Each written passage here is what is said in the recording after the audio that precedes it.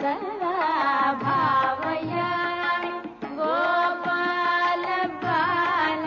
मनसेवितं तत्पदं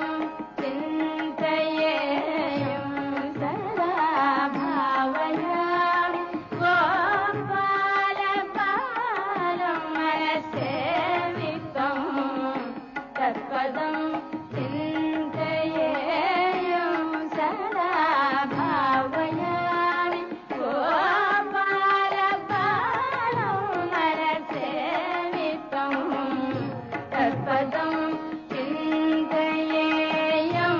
सदा कटिघटितमेखला खचितमणिघण्टिका कटिघटितमेखला